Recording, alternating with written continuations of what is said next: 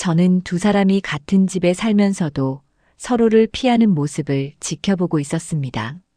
새벽 4시 거실에 희미한 불빛이 켜졌고 60대 남편 박성철은 소파에 앉아 휴대폰 화면을 들여다보고 있었습니다. 그의 손가락은 화면을 빠르게 움직였고 이따금 멈춰서 무언가를 읽는 듯 했습니다. 침실 문이 조용히 열렸고 아내 김미숙이 복도로 나왔습니다.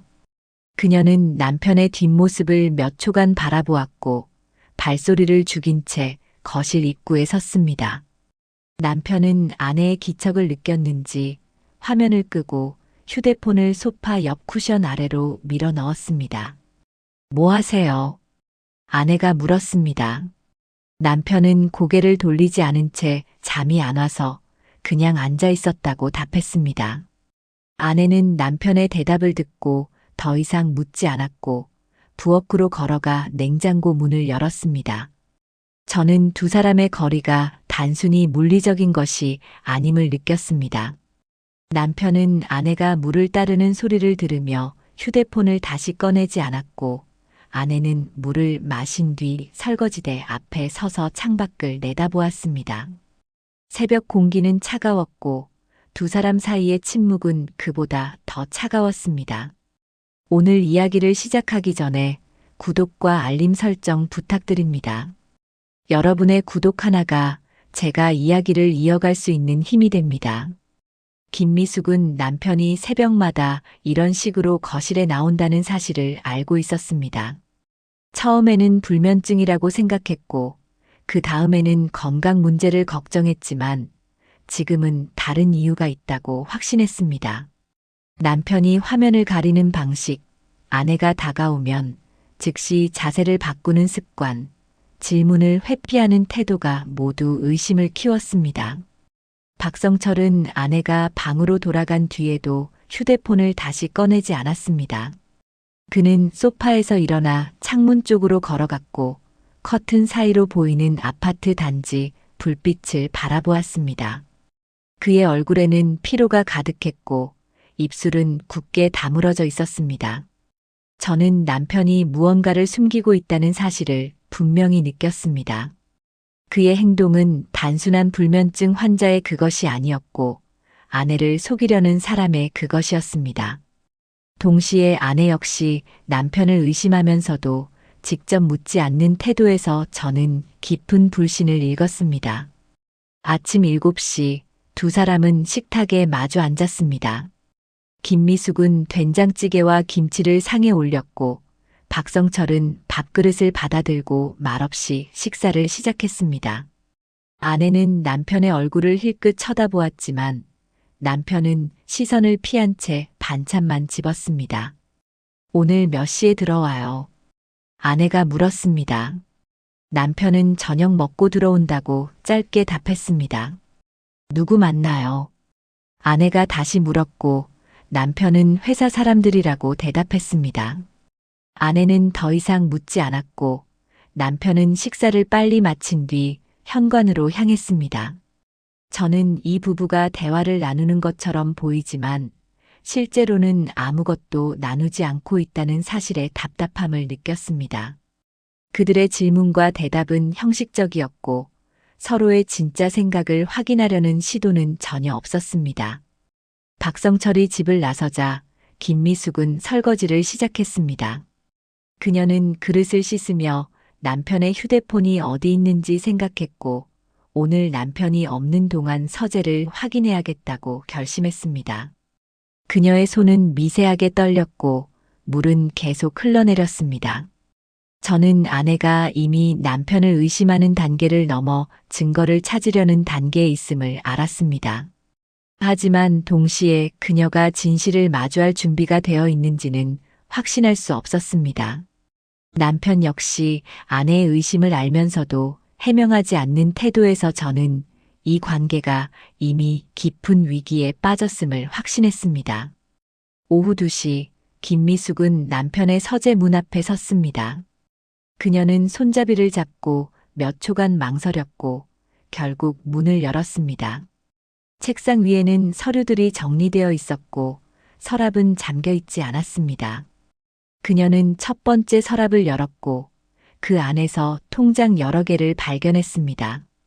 저는 아내의 행동이 옳다고 말할 수 없었지만 그녀가 이런 선택을 할 수밖에 없었던 상황에 안타까움을 느꼈습니다. 재혼 5년차 부부가 서로의 서랍을 뒤지는 관계가 되었다는 것. 그것이 저는 가장 슬펐습니다. 김미숙은 남편의 서랍에서 꺼낸 통장을 펼쳤습니다. 통장 표지에는 남편 이름이 적혀 있었고 거래 내역은 최근 6개월치까지 기록되어 있었습니다. 그녀는 한 줄 한 줄 내역을 확인했고 매월 25일마다 80만 원씩 이체된 기록을 발견했습니다. 받는 사람 계좌는 익명으로 표시되어 있었고 은행 코드만 남아 있었습니다. 김미숙은 휴대폰을 꺼내 그 계좌번호를 메모했고 다른 통장도 하나씩 펼쳐보았습니다. 두 번째 통장에는 남편의 월급이 들어오는 내역이 있었고 세 번째 통장은 거의 사용하지 않는 것처럼 보였습니다. 저는 아내가 통장을 보며 입술을 깨무는 모습에서 그녀의 혼란을 느꼈습니다. 그녀는 80만 원이라는 금액이 적지 않다는 것을 알았고 그 돈이 어디로 가는지 알아내야 한다고 생각했습니다.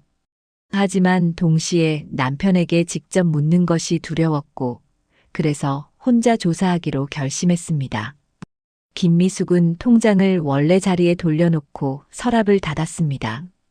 그녀는 서재를 나와 거실 소파에 앉았고 휴대폰으로 은행 앱을 열어 계좌 조회를 시도했습니다.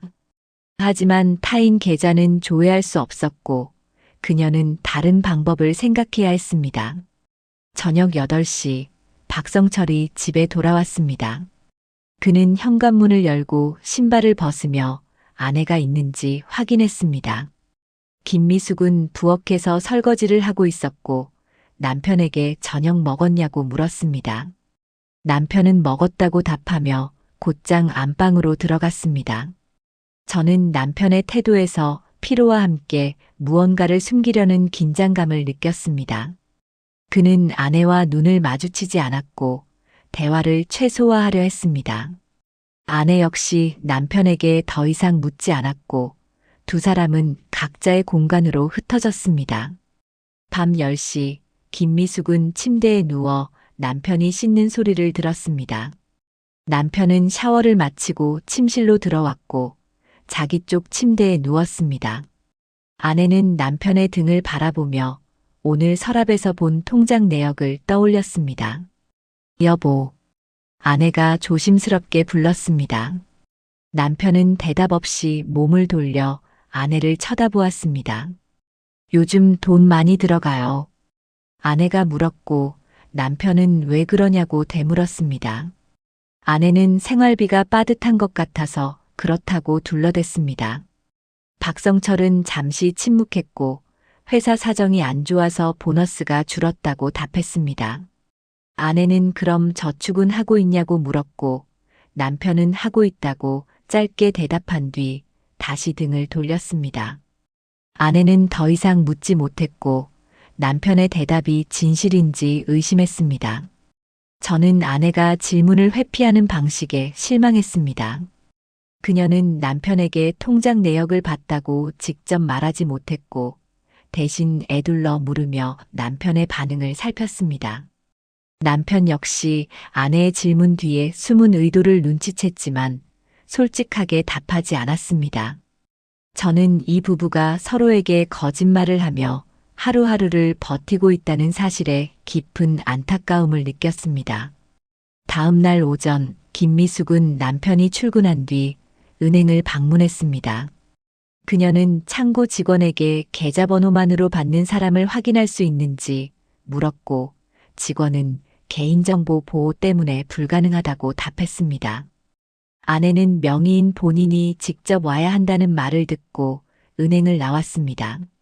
저는 아내가 점점 더 깊은 의심의 늪에 빠져드는 모습을 지켜보며 안타까웠습니다. 그녀는 남편을 믿고 싶었지만 동시에 진실을 알아야 한다는 강박에 사로잡혀 있었습니다. 그녀의 하루는 온통 남편의 비밀을 파헤치는 일로 채워졌고 다른 일상은 뒤로 밀려났습니다. 오후 3시 김미숙은 친구에게 전화를 걸었습니다. 그녀는 친구에게 남편이 매달 80만 원을 누군가에게 보낸다는 사실을 털어놓았고 친구는 그게 전 부인한테 가는 돈 아니냐고 물었습니다. 아내는 그럴 리 없다고 답했지만 목소리에는 확신이 없었습니다. 친구는 재혼한 남자들 중에 전 부인이나 자식 뒷바라지하는 경우가 많다고 말했고 한번 확인해 보라고 조언했습니다. 김미숙은 전화를 끊은 뒤 남편의 전 부인 이름을 떠올렸습니다. 그녀는 재혼 전 남편에게 전 부인과 연락하지 않는다는 약속을 받았고 남편은 그렇게 하겠다고 답했었습니다. 저는 아내의 의심이 점점 구체화되는 과정을 지켜보며 불안함을 느꼈습니다. 그녀는 이제 단순히 돈의 행방만 궁금한 것이 아니라 남편이 자신을 배신했을 가능성까지 생각하고 있었습니다. 그리고 그 가능성은 그녀가 감당하기 어려운 무게로 다가왔습니다. 저녁 7시 박성철이 집에 돌아왔습니다. 그는 평소보다 일찍 들어왔고 아내는 그 사실이 이상하다고 느꼈습니다. 남편은 거실 소파에 앉아 TV를 켰고 아내는 저녁 준비를 하며 남편의 뒷모습을 바라보았습니다. 저는 두 사람이 같은 공간에 있지만 완전히 다른 생각을 하고 있다는 사실을 느꼈습니다.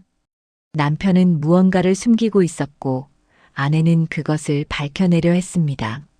하지만 둘 다 상대에게 먼저 말을 꺼내지 못했고 그래서 침묵만 쌓여갔습니다.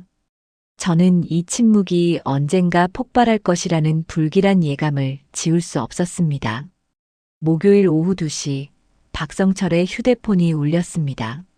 그는 회사 책상에 앉아 서류를 검토하던 중이었고 화면에 뜬 이름을 보고 잠시 멈칫했습니다. 발신자는 이정희로 표시되어 있었고 그는 주변을 둘러본 뒤 복도로 나가 전화를 받았습니다.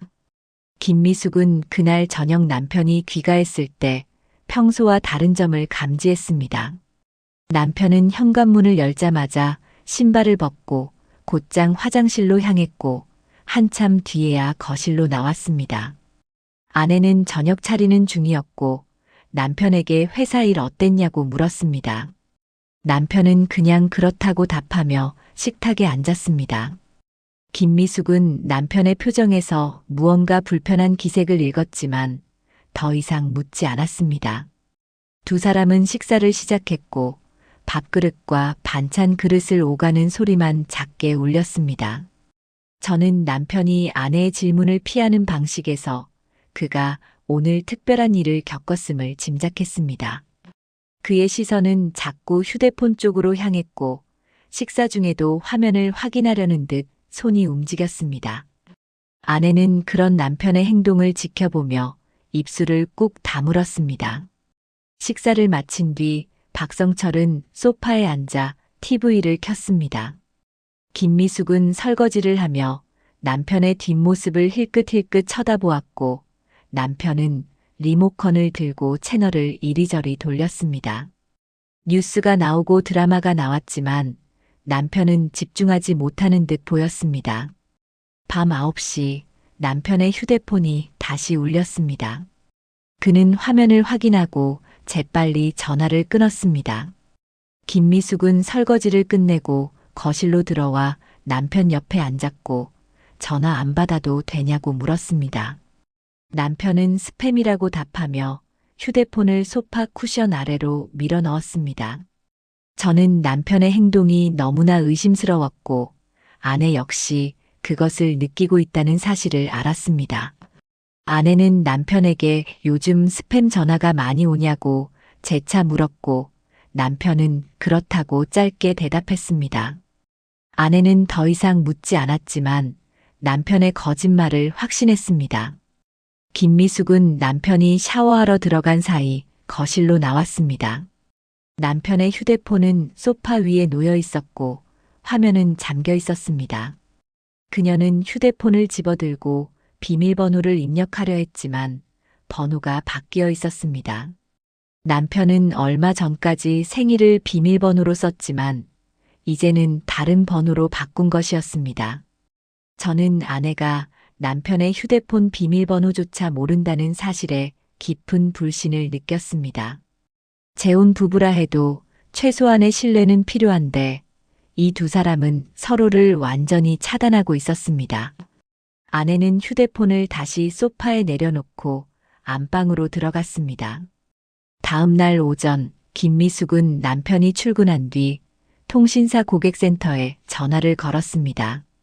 그녀는 남편 명의로 된 휴대폰 통화 내역을 받을 수 있는지 물었고 상담원은 명의자 본인만 가능하다고 답했습니다. 아내는 배우자도 안 되냐고 다시 물었지만 상담원은 본인 인증이 필요하다며 거절했습니다. 저는 아내가 점점 더 절박해지는 모습을 보며 안타까웠습니다. 그녀는 남편의 비밀을 밝혀내기 위해 온갖 방법을 동원했지만 번번이 막혔고 그럴수록 의심은 더 커졌습니다. 그녀는 남편이 전 부인과 연락하고 있다고 거의 확신했고 이제 증거만 찾으면 된다고 생각했습니다. 오후 4시 박성철에게 다시 전화가 왔습니다. 그는 회의 중이었고 휴대폰을 무음으로 해둔 상태였습니다. 화면에는 이정희라는 이름이 떴고 부재중 전화로 기록되었습니다. 회의가 끝난 뒤 그는 화장실로 가서 전화를 걸었습니다. 여보세요. 남편이 낮은 목소리로 말했습니다. 상대방은 왜 전화를 안 받느냐고 물었고 남편은 회의 중이었다고 답했습니다.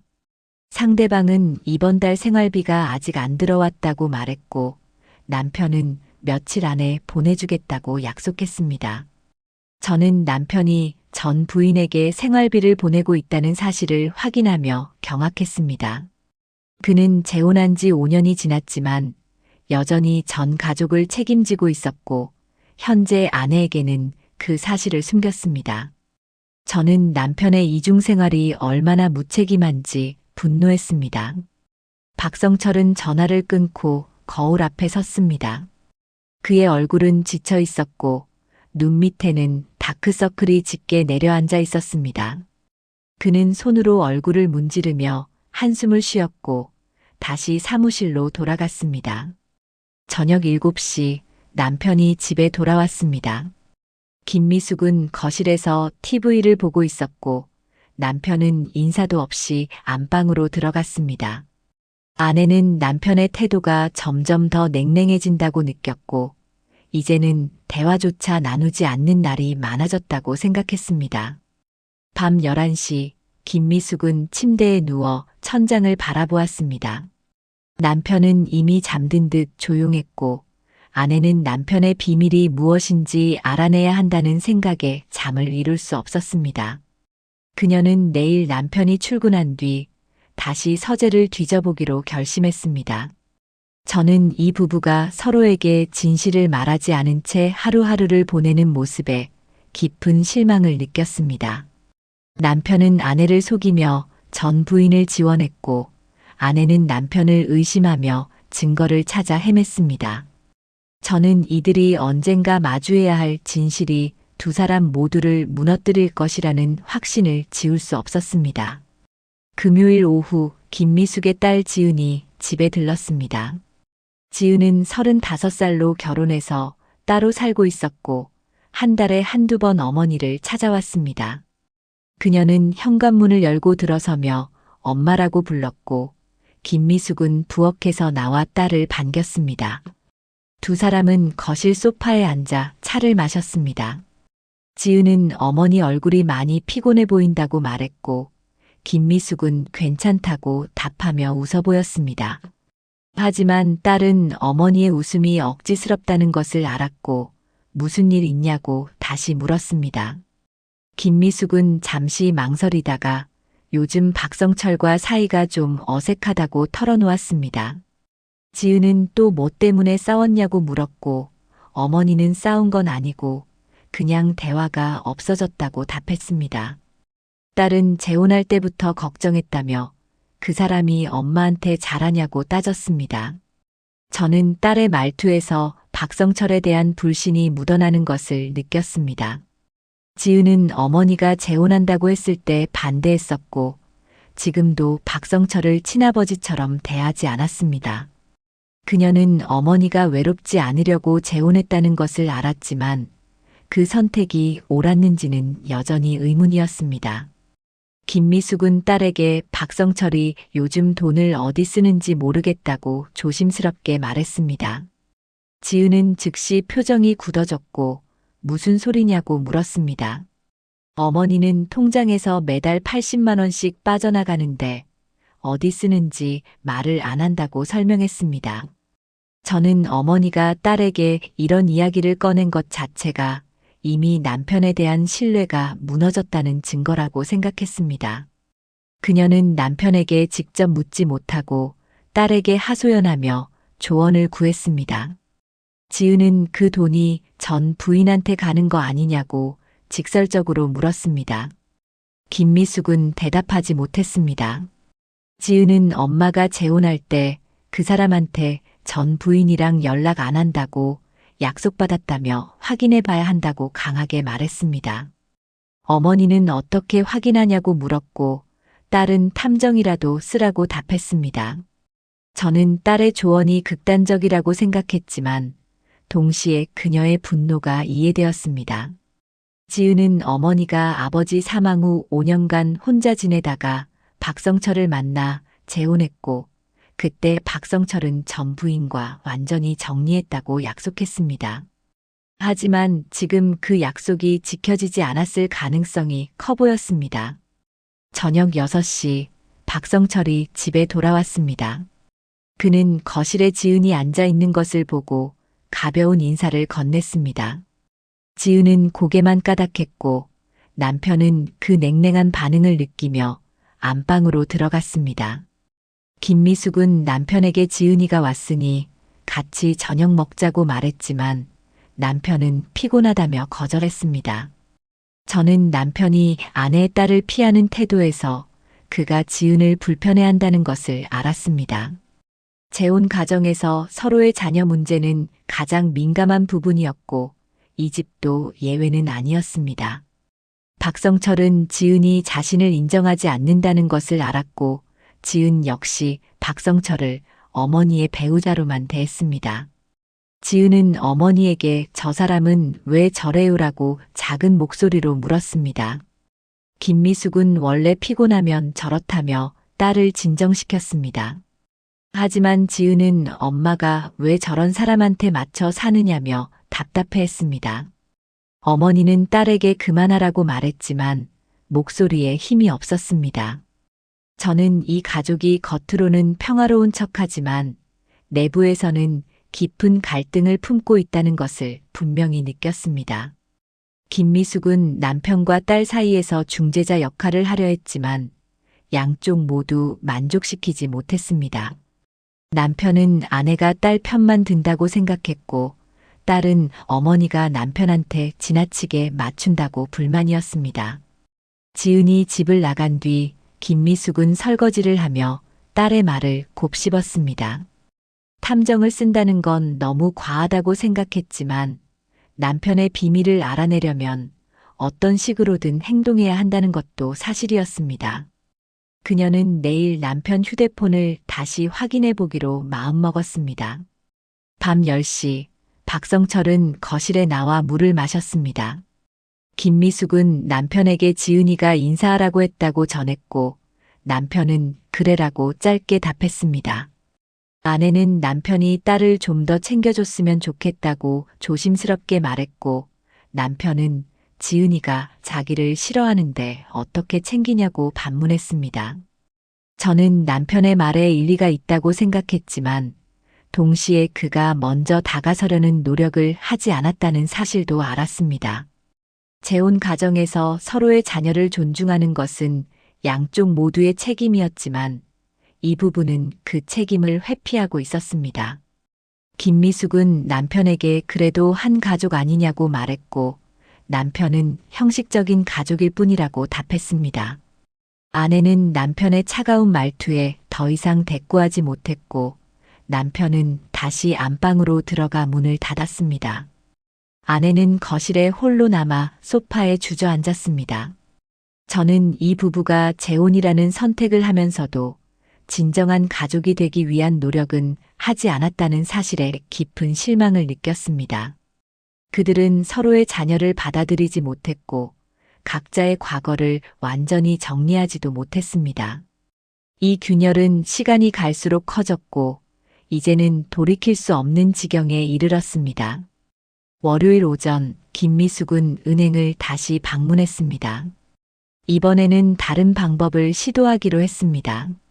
그녀는 창구 직원에게 남편 명의 통장 이체 내역에 나온 계좌번호를 보여주며 이 계좌의 은행 지점만이라도 알 수 있냐고 물었습니다. 직원은 잠시 고민하다가 시스템으로 확인해 보았고 그 계좌가 강동구에 있는 지점 소속이라고 알려주었습니다. 김미숙은 강동구라는 지명을 듣고 심장이 빠르게 뛰는 것을 느꼈습니다. 박성철의 전 부인이 강동구에 산다는 이야기를 재혼 전에 들었던 기억이 났습니다.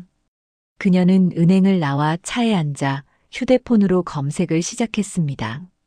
저는 아내가 진실에 가까워지면서 동시에 두려움도 커지는 모습을 지켜보았습니다. 그녀는 남편이 전 부인에게 돈을 보낸다는 사실을 거의 확신했지만 그것을 확인하는 것이 무서웠습니다. 확인하는 순간 재혼 5년이 무너질 수 있다는 것을 알았기 때문입니다. 오후 2시 김미숙은 강동구의 한 아파트 단지 앞에 서 있었습니다.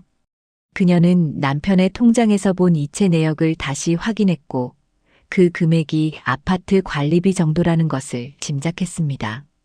그녀는 단지 관리사무소에 들어가 상담원에게 특정 동호수의 명의자를 확인할 수 있냐고 물었습니다.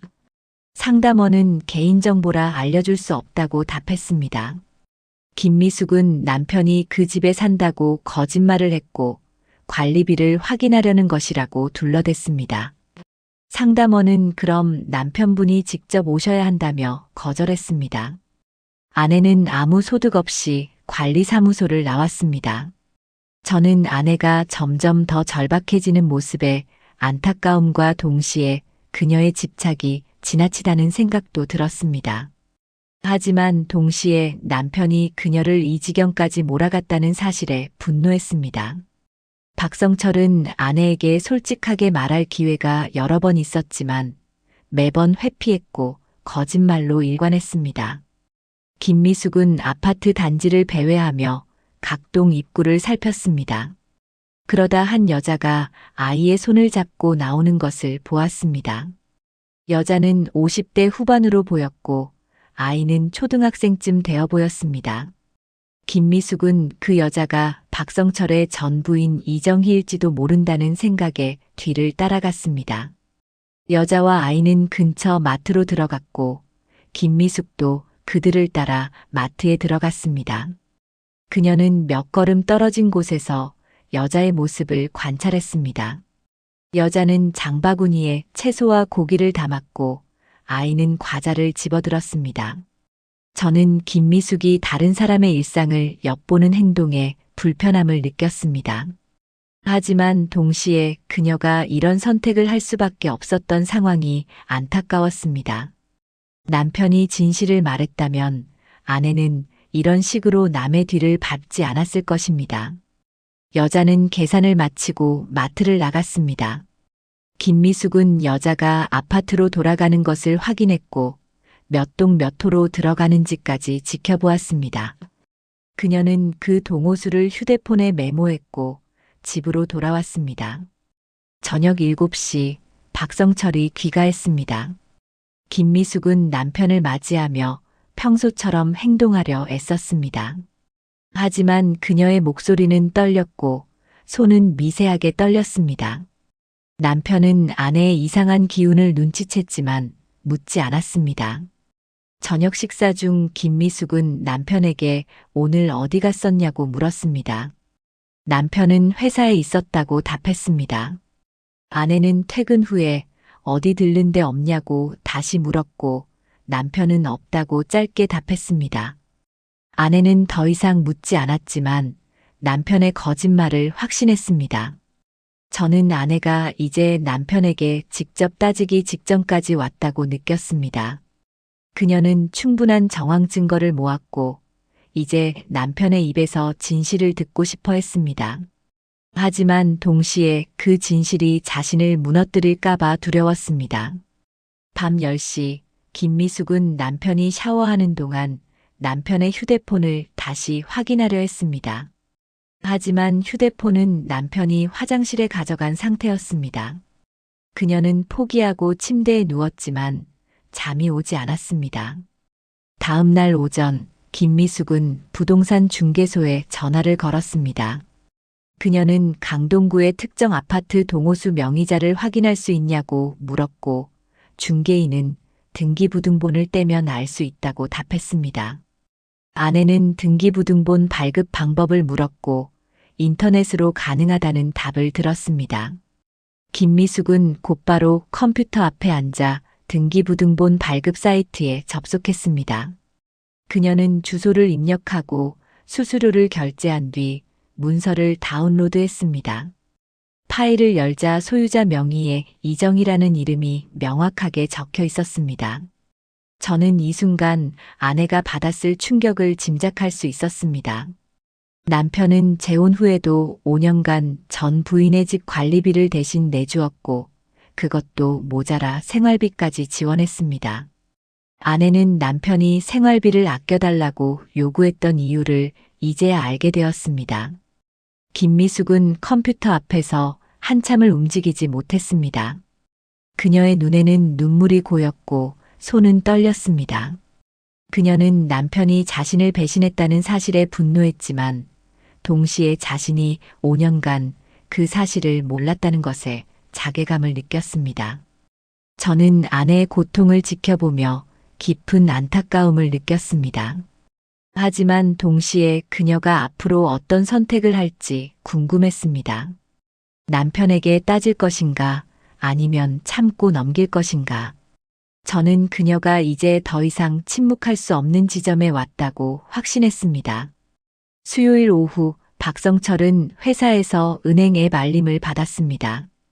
김미숙 명의 계좌에서 큰 금액이 이체되었다는 내용이었습니다. 그는 아내가 자신의 계좌를 알림 설정해 둔 것을 알고 있었고 부부 공동 관리 차원에서 허락했던 것이었습니다. 박성철은 화면을 확인했고 3천만 원이라는 금액에 눈이 커졌습니다. 받는 사람은 김철수로 표시되어 있었고 그는 그 이름이 아내의 오빠라는 것을 알았습니다. 남편은 즉시 아내에게 전화를 걸었습니다. 김미숙은 남편의 전화를 받고 목소리부터 다르다는 것을 느꼈습니다. 남편은 지금 뭐 하냐고 물었고 아내는 집에 있다고 답했습니다. 남편은 오빠한테 돈 보냈냐고 직설적으로 물었고 아내는 순간 말문이 막혔습니다. 저는 남편이 아내의 계좌 이체 내역을 감시하고 있었다는 사실에 놀라움과 동시에 불쾌함을 느꼈습니다. 부부라 해도 서로의 금융 내역을 일일이 확인하는 것은 지나친 간섭이었습니다. 하지만 동시에 아내도 남편 몰래 큰돈을 보냈다는 점에서 문제가 있었습니다. 김미숙은 오빠가 사업자금이 급하다고 해서 빌려줬다고 답했습니다. 박성철은 그런 큰돈을 왜 상의 없이 보내느냐며 목소리를 높였습니다. 아내는 내 돈인데 왜 상의해야 하냐고 맞받아쳤습니다. 남편은 부부 공동 재산 아니냐며 따졌습니다. 저는 두 사람이 전화로 언성을 높이는 모습에서 이 부부의 재산 문제가 얼마나 민감한지 느꼈습니다. 재혼 부부는 각자의 재산을 어디까지 공유할 것인지 명확한 합의가 필요했지만 이들은 그 부분을 애매하게 넘겼고 이제 그 대가를 치르고 있었습니다. 박성철은 저녁에 집에 돌아와 현관문을 세게 닫았습니다. 김미숙은 거실에서 남편을 기다리고 있었고 남편은 아내에게 다가가 통장을 내놓으라고 요구했습니다. 아내는 왜 그래야 하냐고 되물었고 남편은 돈이 어떻게 쓰이는지 확인해야 한다고 주장했습니다. 아내는 그럼 당신 통장부터 보여달라고 맞받아쳤습니다. 남편은 잠시 멈칫했고 아내는 그 틈을 놓치지 않고 당신은 매달 80만 원씩 어디 보내는지 설명해달라고 따졌습니다. 남편의 얼굴이 굳어졌고 아내는 이정희한테 보내는 거 맞냐고 물었습니다. 저는 드디어 두 사람이 서로의 비밀을 꺼내놓는 순간이 왔다고 느꼈습니다. 남편은 아내가 자신의 이체 내역을 알고 있었다는 사실에 당황했고 아내는 남편이 변명하지 못하는 모습을 지켜보며 분노했습니다. 박성철은 한참 뒤에야 입을 열었습니다. 그는 이정희가 혼자 아들을 키우고 있어서 도와주는 것뿐이라고 답했습니다. 김미숙은 그럼 나한테 왜 말을 안 했냐고 물었고 남편은 말하면 이해 못할 거라고 생각했다고 답했습니다. 아내는 남편의 대답에 기가 막혔습니다. 그녀는 재혼할 때 남편이 전 부인과 완전히 정리했다고 약속했고 자신도 그 약속을 믿고 재혼을 결심했다고 말했습니다. 남편은 정리한 건 맞지만 아들이 아직 대학생이라 도와줘야 한다고 변명했습니다. 저는 남편의 변명이 너무나 무책임하다고 느꼈습니다. 그는 재혼하면서 현재 아내에게 충실하겠다고 약속했지만 실제로는 전 가족을 계속 책임지고 있었습니다. 그리고 그 사실을 숨긴 채 아내에게 생활비를 아껴달라고 요구했습니다. 김미숙은 남편에게 그럼 나는 뭐냐고 소리쳤습니다. 남편은 대답하지 못했습니다. 아내는 자기는 오빠한테 돈 빌려준 것도 추궁당하면서 왜 남편은 전 부인 생활비를 대주는 것은 당연하다고 생각하냐고 따졌습니다. 박성철은 그건 다르다고 말했습니다. 김미숙은 뭐가 다르냐고 물었고 남편은 이정희는 자기 아들 엄마라고 답했습니다. 아내는 그 말을 듣고 더 이상 할 말이 없었습니다. 남편은 결국 전 부인을 자기 가족으로 생각하고 있었고 현재 아내는 그저 동거인일 뿐이었습니다. 저는 남편의 말에 경악했습니다. 그는 재혼했지만 마음속으로는 여전히 전 부인과 가족이라고 생각하고 있었습니다.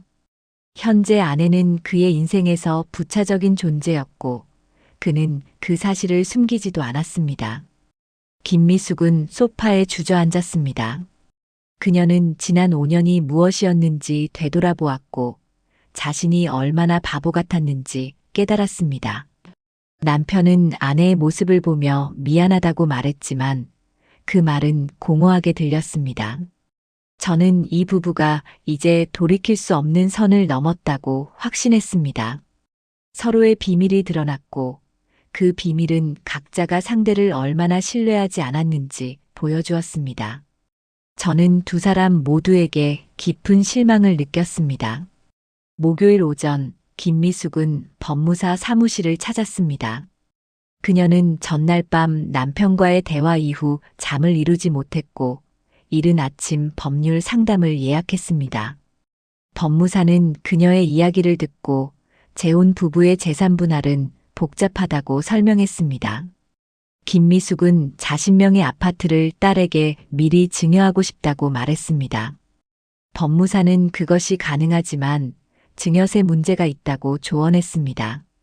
아내는 세금을 내더라도 남편 손에 넘어가는 것보다 낫다고 답했습니다. 저는 아내가 이미 이혼을 결심했다는 것을 느꼈습니다.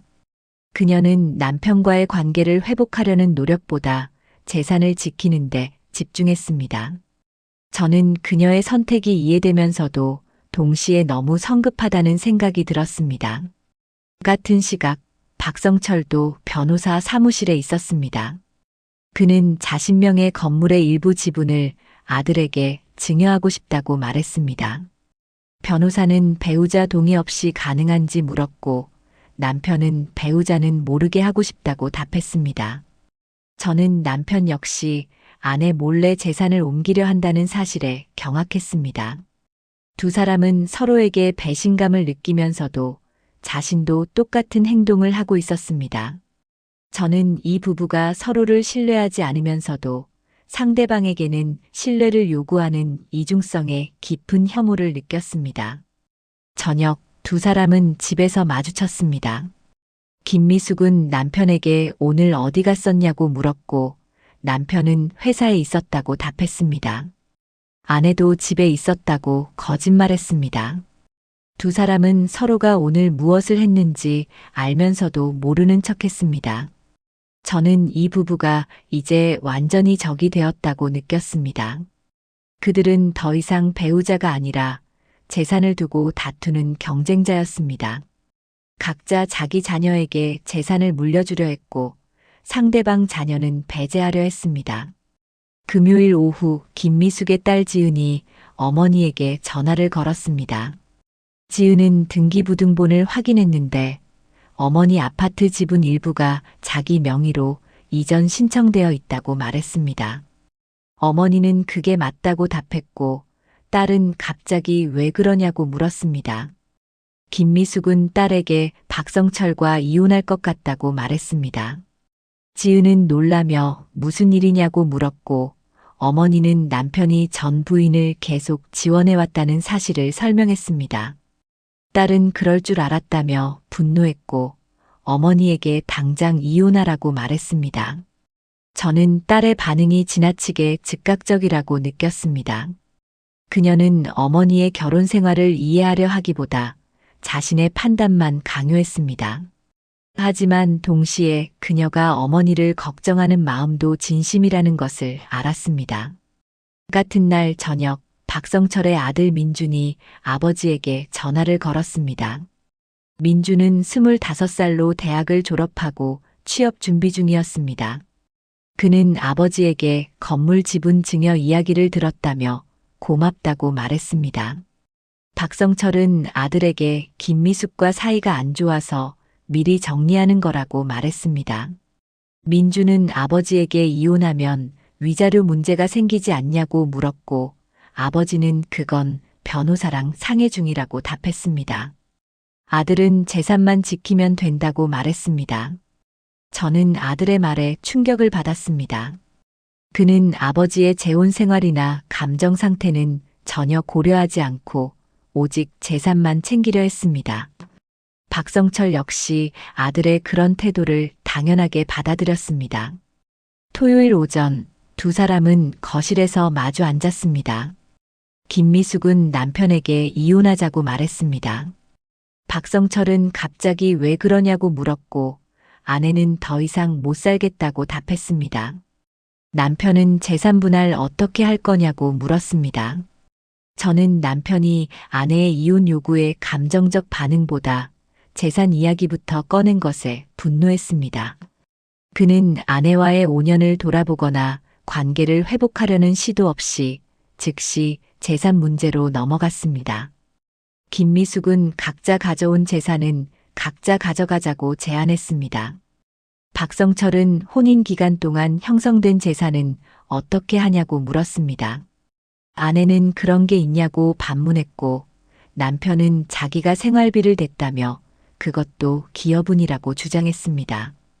저는 두 사람이 이혼 과정에서도 한 푼이라도 더 챙기려는 모습에 깊은 경멸을 느꼈습니다.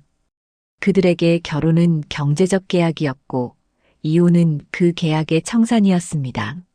사랑이나 신뢰 같은 감정은 이미 오래전에 사라졌습니다.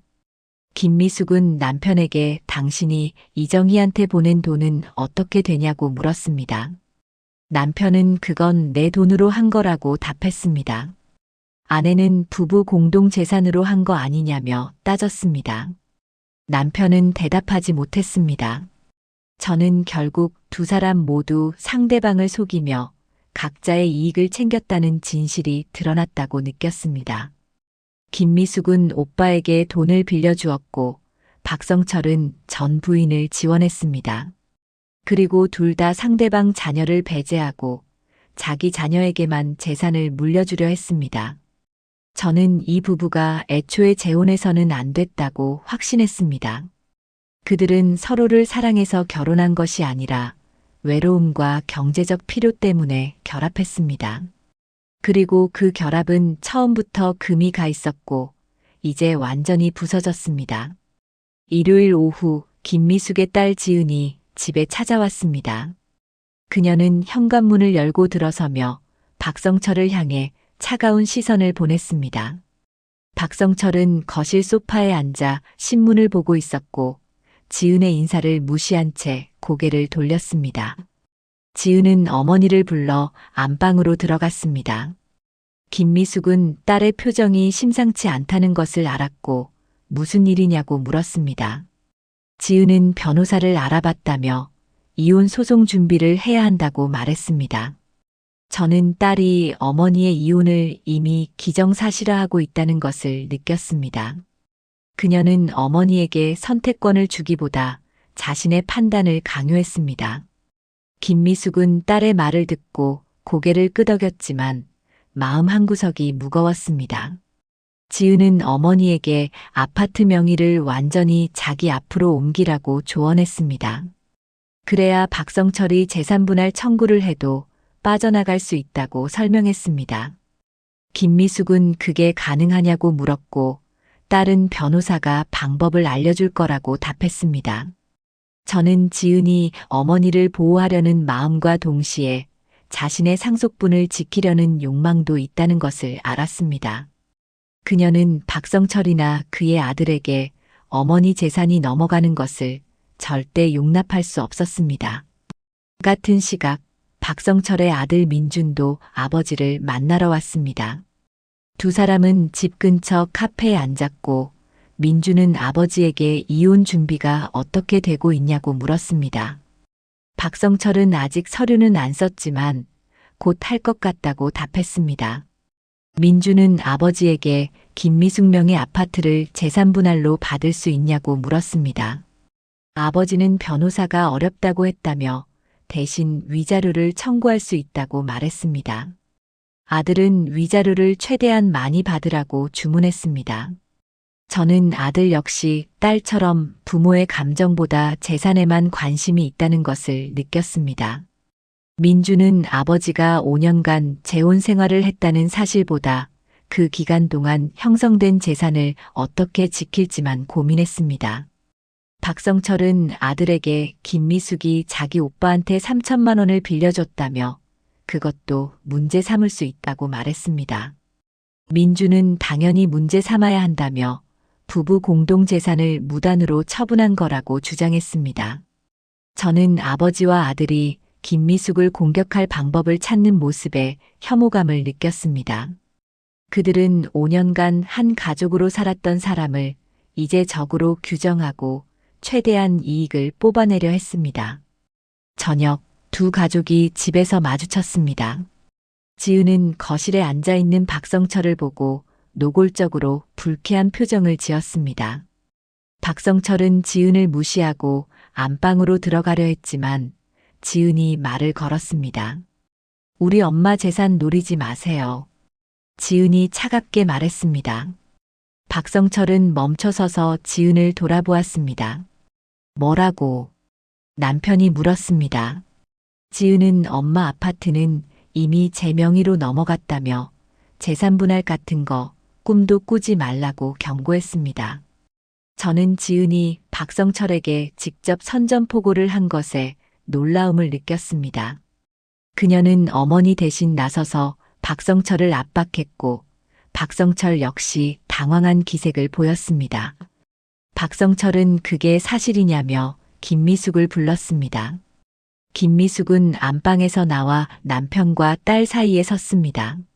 남편은 아내에게 아파트를 딸 명의로 넘겼냐고 따졌습니다.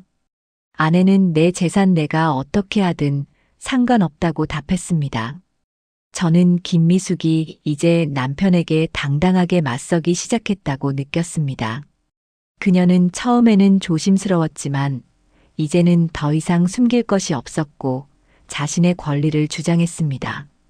박성철은 그럼 자기도 건물을 아들한테 넘기겠다고 선언했습니다. 지은은 그러시라며 비웃었습니다. 두 사람의 언성이 높아졌고 김미숙은 그만하라고 말했지만 소용없었습니다. 저는 이 가족이 완전히 무너졌다고 확신했습니다. 부부는 서로를 원수처럼 대했고 자녀들은 부모를 부추겨 싸움을 키웠습니다. 누구도 화해를 시도하지 않았고 모두가 자기 몫만 챙기려 했습니다. 지은은 어머니 손을 잡고 집을 나가자고 말했습니다. 김미숙은 망설였지만 결국 딸을 따라 현관으로 향했습니다. 박성철은 두 사람을 말리지 않았고 대신 휴대폰을 꺼내 아들에게 전화를 걸었습니다. 저는 두 사람이 각자의 자녀에게로 도망가는 모습을 지켜보며 깊은 허탈함을 느꼈습니다. 그들은 배우자와 문제를 해결하기보다 자녀에게 의지했고 자녀들은 부모의 이혼을 이용해 재산을 지키려 했습니다. 밤 10시 김미숙은 딸의 집에 있었습니다. 지은은 어머니에게 이제 박성철한테 돌아가지 말라고 당부했습니다. 어머니는 고개를 끄덕였지만 마음 한구석에는 지난 5년이 주마등처럼 스쳐 지나갔습니다. 저는 김미숙이 이제 돌아갈 수 없는 다리를 건넜다고 느꼈습니다. 그녀는 집을 나왔고 딸의 보호 아래 들어갔습니다.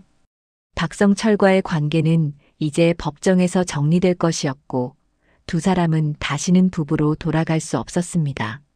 월요일 오전 박성철은 혼자 남은 집에서 거실을 배회했습니다. 김미숙이 나간 지 이틀이 지났지만 아내는 전화도 받지 않았고 연락도 없었습니다. 그는 소파에 앉아 지난 5년을 되돌아보았습니다. 박성철은 재혼을 결심했을 때를 떠올렸습니다. 전 부인과 이혼한 지 3년이 지났고 혼자 사는 것이 외로웠습니다. 김미숙을 만났을 때 그녀도 비슷한 처지였고 두 사람은 서로에게 의지하기로 했습니다. 저는 박성철이 재혼의 의미를 진지하게 고민하지 않았다는 것을 느꼈습니다. 그는 외로움을 해소하기 위해 결혼했고 김미숙을 진정한 배우자로 받아들이지 않았습니다. 전 부인에 대한 책임감이 더 컸고 현재 아내는 그저 동거인이었습니다. 같은 시각 김미숙은 딸의 집 거실에 앉아 창밖을 바라보았습니다. 지은은 출근했고 집에는 그녀 혼자였습니다. 그녀는 박성철과의 5년을 떠올렸고 자신이 정말 행복했는지 자문했습니다.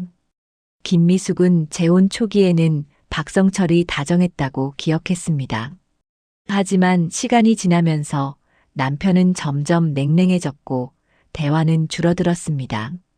그녀는 남편이 전 부인을 잊지 못한다는 느낌을 받았지만 확인할 용기가 없었습니다. 저는 김미숙 역시 재혼을 신중하게 결정하지 않았다는 것을 알았습니다. 그녀는 혼자 사는 것이 두려웠고 경제적으로도 불안했습니다. 박성철과의 결혼은 그녀에게 안정을 약속했지만 그 안정은 허상이었습니다. 오후 2시 박성철에게 변호사로부터 전화가 왔습니다. 변호사는 김미숙 측에서 이혼 조정 신청을 했다고 알렸습니다. 박성철은 예상했던 일이라며 담담하게 받아들였습니다. 변호사는 재산 분할과 위자료 문제를 어떻게 할 것인지 물었습니다. 박성철은 재산은 각자 가져가고 위자료는 받지도 주지도 않겠다고 답했습니다. 변호사는 그게 합의가 되면 빠르게 끝낼 수 있다고 말했습니다. 박성철은 알겠다며 전화를 끊었습니다.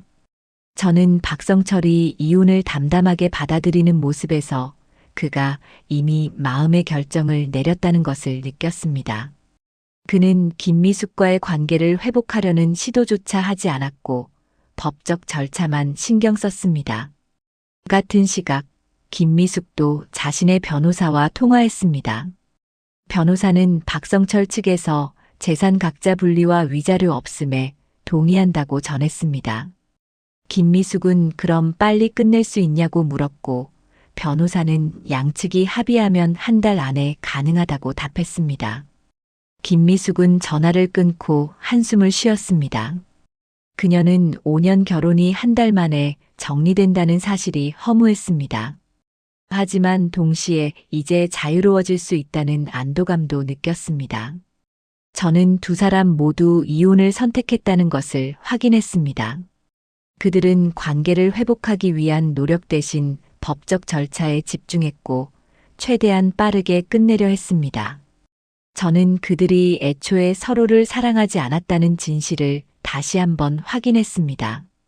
저녁 7시 박성철은 혼자 식사를 했습니다. 그는 냉장고에서 반찬을 꺼내 밥을 차렸고 식탁에 혼자 앉았습니다. 집은 조용했고 그 조용함이 그를 짓눌렀습니다. 저는 박성철이 이제 다시 혼자가 되었다는 것을 느꼈습니다. 그는 외로움을 피하려고 재혼했지만 결국 다시 혼자로 돌아왔습니다. 그리고 이번에는 전 부인에게도 현재 아내에게도 기댈 수 없는 상태가 되었습니다. 김미숙은 딸과 함께 저녁을 먹었습니다. 지은은 어머니에게 이혼 후 어떻게 살 계획이냐고 물었습니다. 김미숙은 아직 생각을 못 해봤다고 답했습니다. 딸은 자기 집에서 같이 살자고 제안했지만 어머니는 고개를 저었습니다. 저는 김미숙이 딸의 집에서도 불편함을 느끼고 있다는 것을 알았습니다. 그녀는 자기 공간이 필요했고 혼자만의 시간을 원했습니다. 하지만 동시에 혼자 사는 것도 두려웠습니다. 밤 11시 박성철은 침대에 누워 천장을 바라보았습니다. 그는 김미숙에게 전화를 걸까 고민했지만 결국 하지 않았습니다. 그는 아내에게 무슨 말을 해야 할지 몰랐고 사과한다고 해서 달라질 것도 없다고 생각했습니다. 김미숙도 잠들지 못하고 있었습니다. 그녀는 박성철이 전화할까 기다렸지만 전화는 오지 않았습니다. 그녀는 남편이 자신에게 미련이 없다는 것을 확인했고 그것이 오히려 마음을 편하게 했습니다. 저는 두 사람이 같은 시간에 서로를 생각하면서도 연락하지 않는 모습에서 이들의 관계가 완전히 끝났다는 것을 확신했습니다. 그들은 서로에게 할 말이 없었고 함께할 미래도 없었습니다. 다음 날 두 사람은 각자 이혼 조정 날짜를 통보받았습니다. 2주 뒤 가정법원에서 만나기로 했습니다. 박성철은 그날까지 준비할 서류를 챙겼고 김미숙도 변호사와 최종 점검을 했습니다. 저는 두 사람이 법정에서 만날 것이라는 사실이 슬펐습니다. 그들은 부부로 대화하지 못하고 변호사를 통해 이야기할 것입니다. 저는 이들이 선택한 길이 과연 옳은 것인지 의문이 들었지만 동시에 이것이 유일한 선택이었다는 것도 알았습니다. 2주 뒤 가정법원 조정실에 박성철과 김미숙이 마주 앉았습니다. 두 사람 사이에는 조정위원이 있었고 각자 옆에는 변호사가 동석했습니다. 조정위원은 양측의 합의 사항을 확인했습니다. 재산은 각자 혼인 전 가져온 것으로 분리하고 혼인 기간 중 형성된 재산은 없다는 것에 합의했습니다. 위자료는 쌍방 모두 청구하지 않기로 했습니다. 조정위원은 양측이 모두 동의하는지 확인했고 두 사람은 고개를 끄덕였습니다. 저는 두 사람이 법적 절차만 신경 쓰고 감정적 대화는 전혀 나누지 않는 모습에 안타까움을 느꼈습니다. 그들은 5년을 함께 살았지만 마지막 순간에도 서로에게 할 말이 없었습니다. 조정이 끝나고 두 사람은 복도에서 잠시 마주쳤습니다. 박성철은 김미숙에게 잘 지내라고 말했습니다. 김미숙은 대답 없이 고개만 끄덕이고 돌아섰습니다. 두 사람은 각자 다른 방향으로 걸어갔습니다. 저는 이것이 두 사람의 마지막 대화라는 것을 알았습니다. 그들은 더 이상 부부가 아니었고 앞으로 다시 만날 일도 없을 것입니다. 5년의 결혼은 이렇게 법원 복도에서 끝났습니다. 한 달 뒤 이혼이 정식으로 확정되었습니다. 박성철은 혼자 살던 집을 정리하고 작은 원룸으로 이사했습니다. 그는 퇴직 후 연금으로 생활했고 가끔 아들 민준을 만났습니다. 하지만 아들은 바빴고 자주 연락하지 않았습니다. 김미숙은 딸의 집을 나와 자기 아파트로 돌아갔습니다. 그녀는 혼자 사는 것에 익숙해지려 노력했고 친구들을 자주 만났습니다. 딸 지은은 일주일에 한 번 어머니를 찾아왔습니다.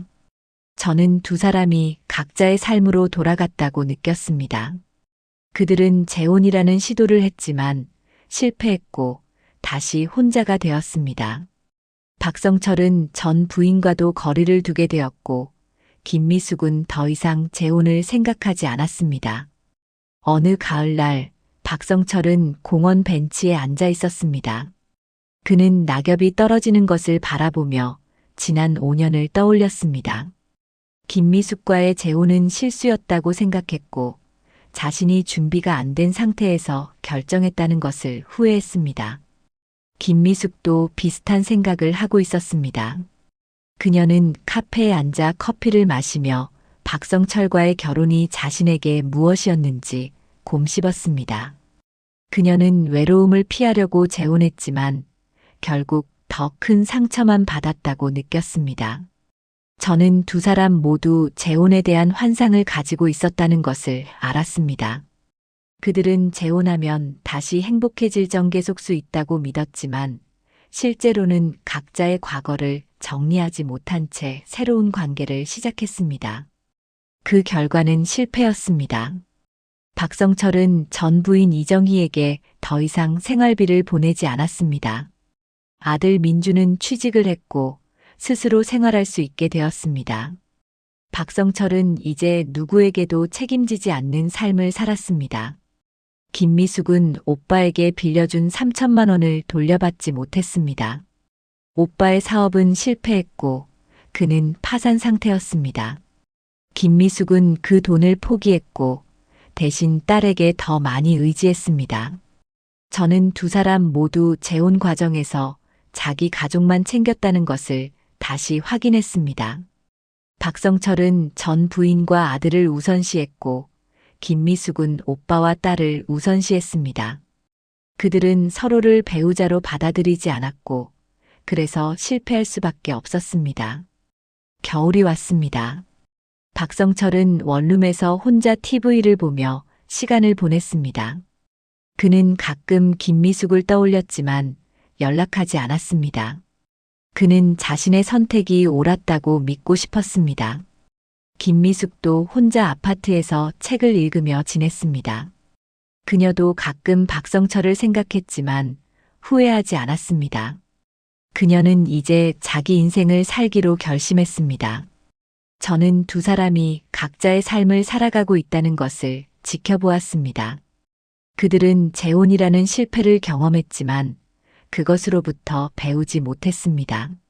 각자 자기 정당성만 주장했고 상대방의 잘못만 기억했습니다. 이제 박성철은 자신의 삶을 다시 시작합니다. 김미숙도 자신의 삶을 다시 시작합니다. 두 사람은 각자의 길을 걷고 있고 다시는 만나지 않을 것입니다. 저는 이 부부의 이야기를 지켜보며 많은 것을 느꼈습니다. 재혼은 단순히 외로움을 해소하기 위한 수단이 아닙니다. 진정한 신뢰와 존중이 필요하고 서로의 과거를 받아들여야 합니다. 박성철과 김미숙은 그 모든 것을 하지 못했고 결국 실패했습니다. 저는 두 사람 모두에게 실망했습니다. 그들은 5년이라는 시간을 함께 보내면서도 서로를 이해하려 하지 않았습니다. 각자 자기 이익만 챙겼고 상대방은 도구로 이용했습니다. 하지만 저는 동시에 그들이 불쌍하기도 했습니다. 노년의 외로움은 견디기 힘들고 그래서 잘못된 선택을 하기 쉽습니다. 박성철과 김미숙도 그런 선택을 했고 대가를 치렀습니다. 이 이야기가 마음에 남으셨다면 댓글 한 줄만 남겨주세요. 구독과 알림 설정은 제가 내일을 버틸 힘이 됩니다.